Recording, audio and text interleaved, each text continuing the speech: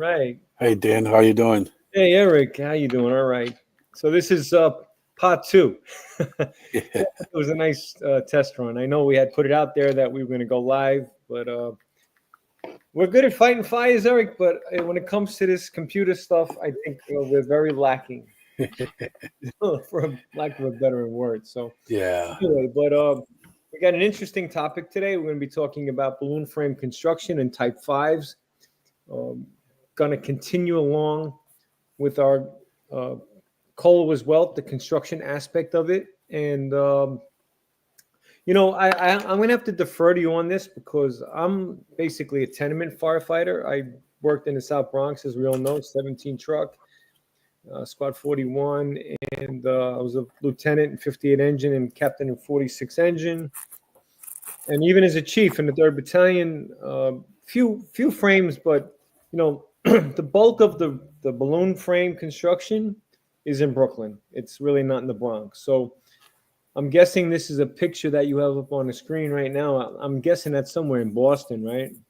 correct. That's a building in my district, and the reason why I took the picture for several reasons. One, it's a large 3.5 story Type 5, but as you can see, looking at it, it also is covered in asphalt shingles.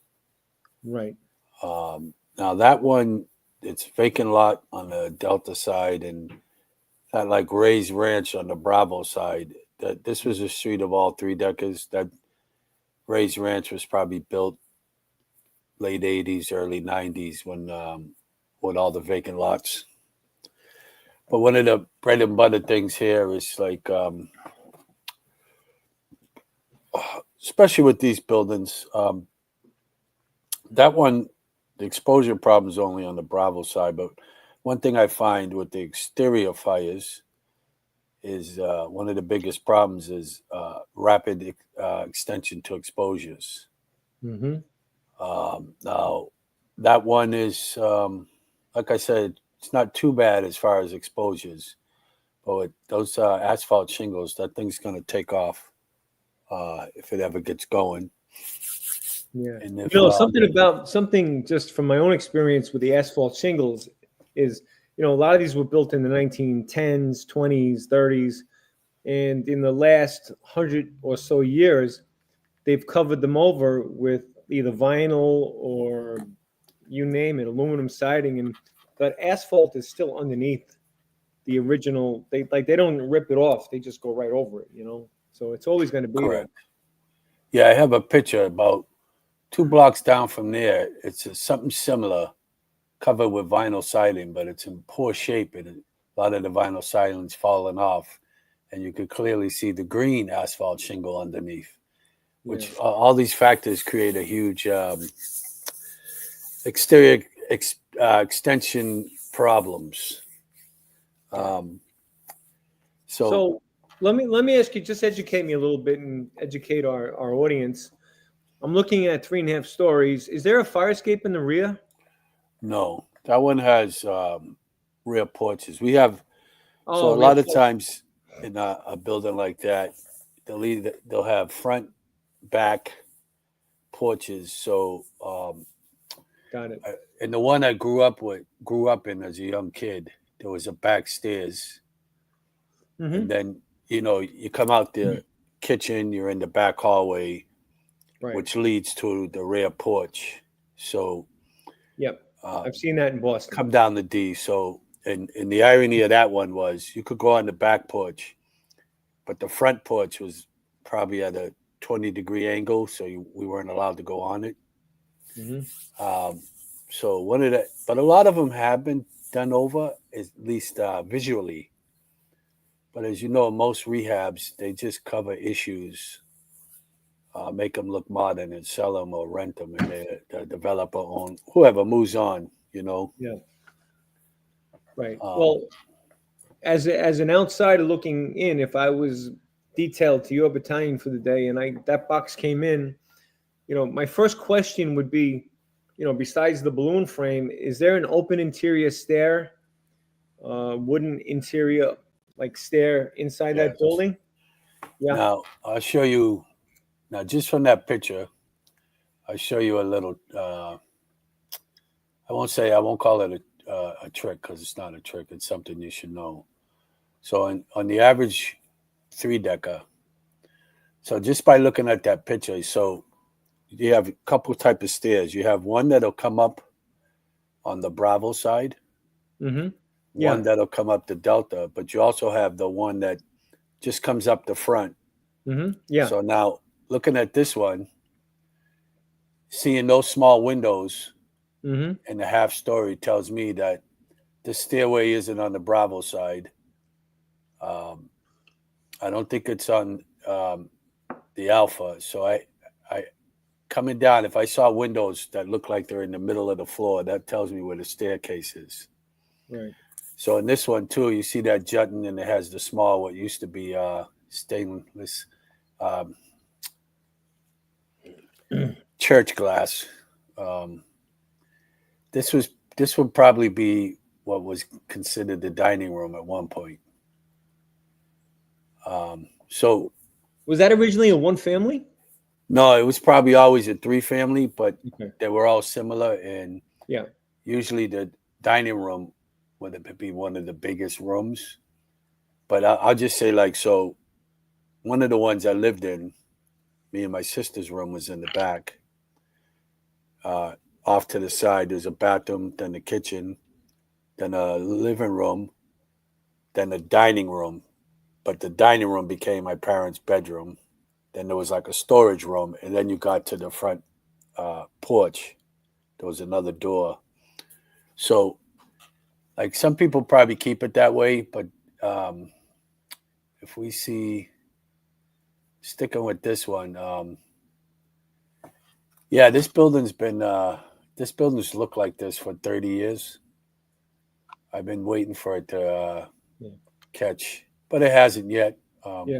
You know, one little tip I want to give as an off topic, I had a similar situation like this where I came in as the first chief on a second alarm, and it was a row of the whole block was like these, I call them these Archie Bunker, typical New York City, 2.5 story frames, you know, and it was something like this in the middle, like a McMansion.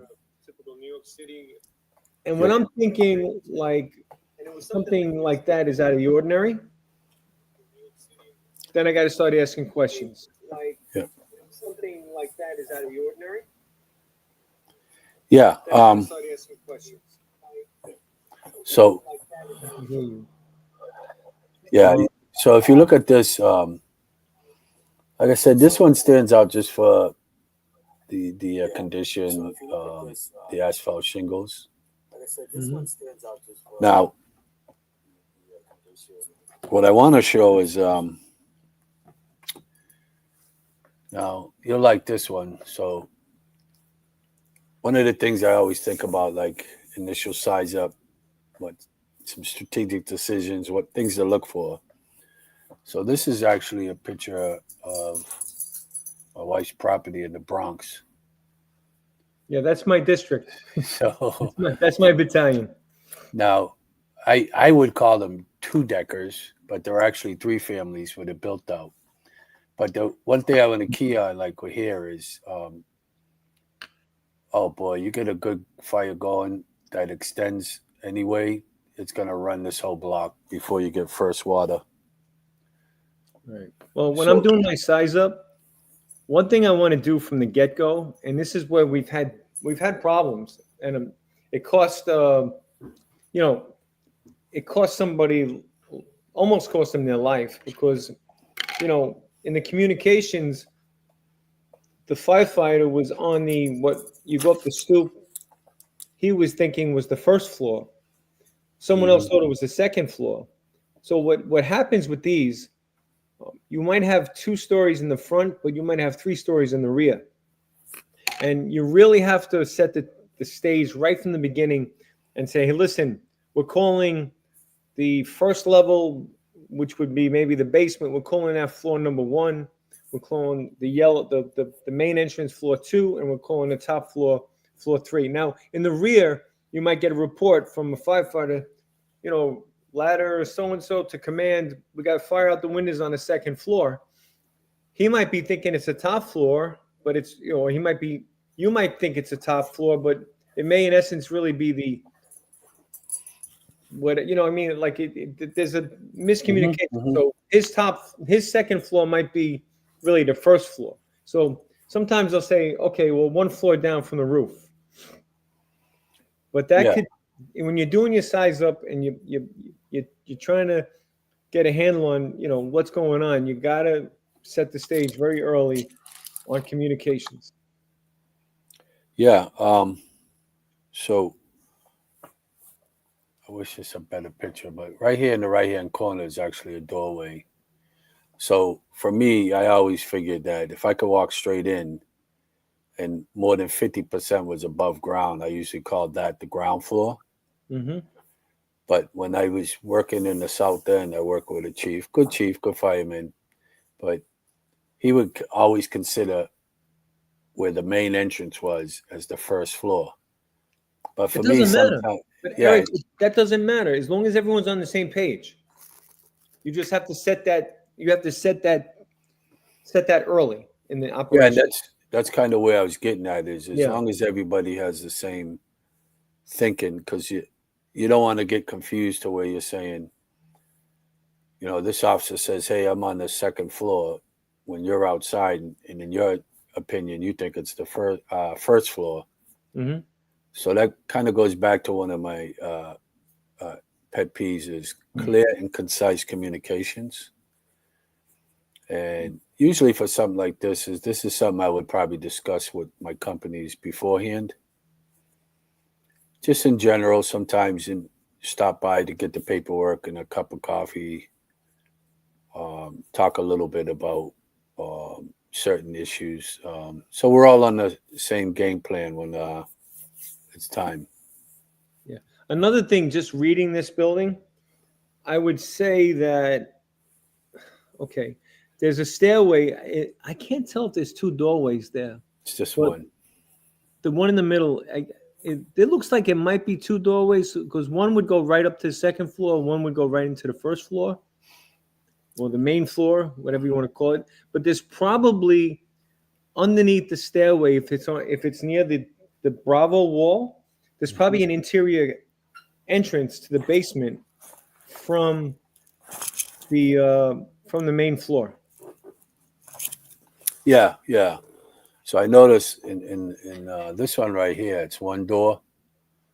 Hmm. It's actually a tight stairwell. Um, in fact, the FDNY fined us for having outdated fire extinguishers. But it's a really tight squeeze to get up to that stairway. And today, with a line or two gear equipment, that's a big difference from say rubber coat days. Um, Right. and so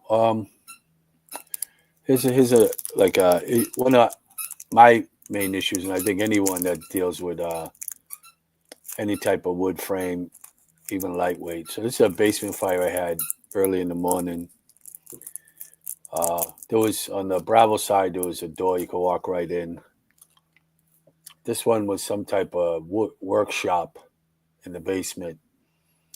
So the main body of fire is actually to the right of the guy stretching the line. So what you don't see in this picture is the first two companies coming in on the Bravo side to the main body of fire.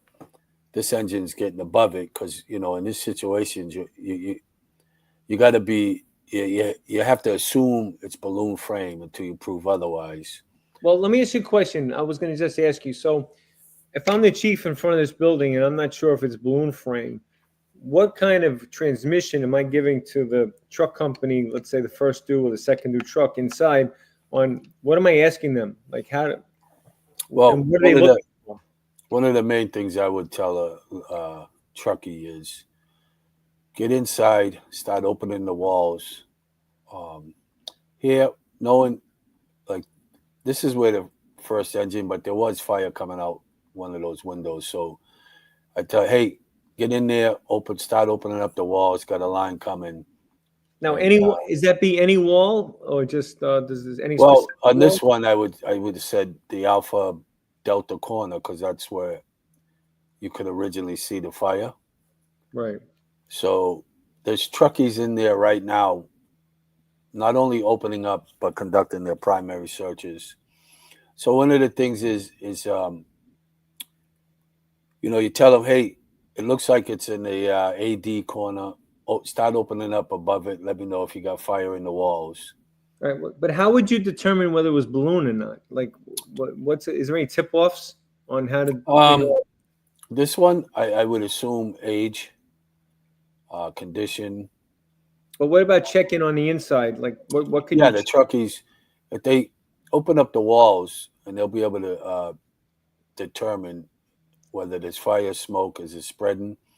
But it And would once be you, it would have to be the bearing walls, right? It would have to be the Bravo and the Delta, right? Because the yeah. interior walls aren't So going to give that picture, right? if you see this window here, there's a window here. I would Mhm. start over here. This is Right. like the Delta side, and Hmm. and you just made something good. And I hate to say always, but in these older Type 5s, at least around here in Boston, the bearing walls are the A and the Delta. Right. So when one trick I was taught, and I would tell guys if I was still a company, an old style roof, you only had to make 3 cuts because the joist ran from bearing wall to bearing wall. You cut that Right. hole, you only had to pull up. You didn't have to cut the whole 4 sides. You just had to cut 3, rip it up. So yeah, basically I would start with the corners with like say Alpha, Bravo, Alpha, Delta, and then you have to communicate. The interior team has to communicate whatever they find. Because so now, let's say they said they found fire in the walls. My next line would actually go to the top floor because Hmm. now you're trying to stop it from getting into the cock loft. Um, so they made a great stop and never got above. I'm fortunate that I have very aggressive companies, experienced companies too, not just. But I would tell a new chief to definitely start with the corners and the sidewalls, and basically where you see the fire, if you see it at all. Yeah. Um, we'll switch. So really, what the danger is with the balloon frame? That's a great picture, by the way. Is that the the studs, the wall, they go right from the basement right to the Mhm. cockloft. It's one continuous for 3 stories. There's no bracing. There's no sill plates. So that No. fire is it's basically a void. Yeah, and what I love about this picture is that platform framing is probably some type of an addition later on. So Hmm. literally, you got right there, you could clearly see the void in the balloon framing and the platform framing, which in theory should act as a fire stop. Yes, Um, absolutely. and one thing I think age, like sometimes you think age, but I've had a few fires where someone added insulation and some strapping. I wouldn't call it the best fire stopping, but it was enough that if you get it quick, you should be okay. So yeah, I think this is a great picture. Um, and I wonder if this is probably somebody who was renovating this building after the fact and found it. Hmm. Yeah. Um, I have to tell you that, like, being a tenement, so to speak, a tenement fighter, chief, officer, whatever, is that I never was exposed to the balloon. And when I got promoted to captain, I was ABCing. It was probably like 2003, and my first experience with the balloon frame, I totally dropped the ball. I I got a call. I was literally like 2 blocks away. I see it come over the screen. And I'm like, oh wow, that's like right down the block. I was at the division dropping off the bag and on yeah, Sunday yeah, yeah. morning. And now listen, this is really important. It came in as a fire on the second floor, right?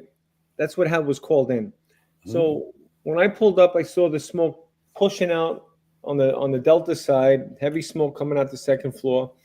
I gave a transmission battalion to the borough, transmit 1075. We got a fire. We have a fire on the second floor. And now I set the stage, right? Because everyone that heard that transmission is thinking we have a fire on the second floor. I grabbed the can because there was no one around. They knew it was going to be a while before anybody, was going to be there. Actually, the first two engine was at the time Frank Lee was a lieutenant, and he was coming. I could hear them coming, but it was still blocks away. And I figured I'd go in and try to go up and close the door, and maybe I had the can for protection. Mm-hmm. And as soon as I went into the hallway, I got hit with a blast of heat. It turns out the fire was in a basement. It was balloon frame. So that was my first exposure to balloon frame. So I think it's really critical in a size up to know if it's balloon frame, because you could get tricked because the smoke, the fire being a basement, the smoke could be everywhere. Yeah, and it's very deceptive. Like I remember years back having a fire. Guys were in the basement, so chief told us, give us a search on the top floor. First floor, you were like, light smoke. Second floor, even lighter. Top floor, minimum smoke. But I tell you, Dan, we got in the back and you could hear it crackling in the walls. Mm-hmm. Now, I'll never forget that. And eventually a line came up. We opened up, hit the fire. And basically it was one void from the basement that went all the way up that let the fire spread. Mm-hmm. Yeah. And then it kicked out into this drop ceiling below the cock loft. So it was like a wide open space. Right. And, at that point in my career, I really didn't know what I was doing. I was just following the older guys. But it was something I've never forgotten is what I'm saying. Something you put away in your knowledge or experience and stuff, Yeah. Yeah. So, yeah. I just see here. Just trying to. It looks like you're right, though. I'm looking at the picture. I'm just trying to take a second there just to figure this out. It does look like like it was an extension. Yeah. I wonder if you see, and it's being encouraged here. I don't know about New York, but now this new thing about in-law apartments, they've relaxed some standards. So I fully expect, even a neighbor of mine that was building a garage, I saw it's great, but it was more of a studio apartment than the actual garage. Right. I could see this happening. I've had this happen a bunch of times where, and we're going to talk about this at another time when I talk about the importance of locating the fire. But, if you come into something like this and there's smoke everywhere and you get in on the first floor, the main floor, and you got high heat, you got heavy smoke, and you start opening the line and you're operating and you're thinking you're in a fire apartment, a fire room, and nothing's changing, then you have to suspect that the fire is below you. Mm-hmm. And I could see that happening with balloon frame, because between the interior stairways from the basement to the first floor and the voids in the walls, the heat is going to be, it's going to be naturally going to be going up, and the smoke, but you won't have any visible fire. So I think that's where, you have to just take a second and do a good size up and figure out what the heck is going on, because the last thing you really want to do is be above the fire, Yeah, it'd be nasty. Okay. I put your picture into the studio if you want to add it. You can take the PowerPoint out now. Okay, let me do that right now. And this is a great look in this void space. So what am I removing? The PowerPoint? Okay.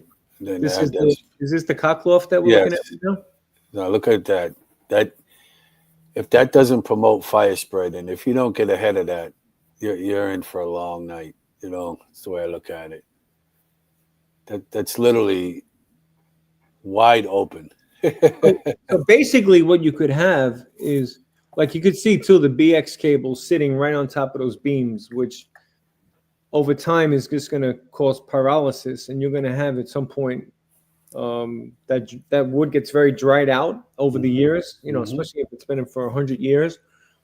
And now with the computer and the big screen TVs, the draw on the electrical is way beyond what was ever intended, right? So, so basically what you could have in essence is a fire starting in the basement, go up the balloon frame, and the next thing you know, it's traveling across the cockloft, and you might, before you know it, you might have 3 or 4 buildings involved.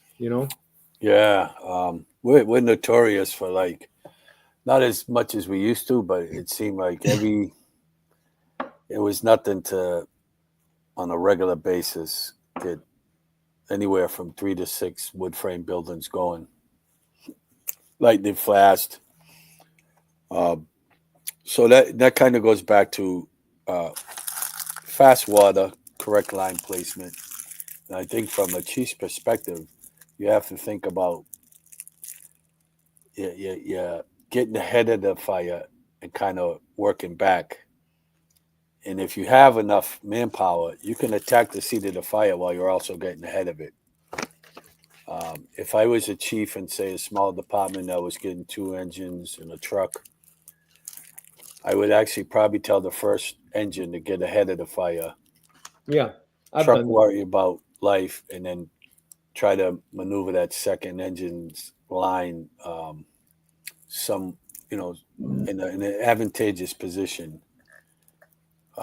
Fortunately, we get a lot of people on the box, so we're allowed a little leeway in some of our decision making.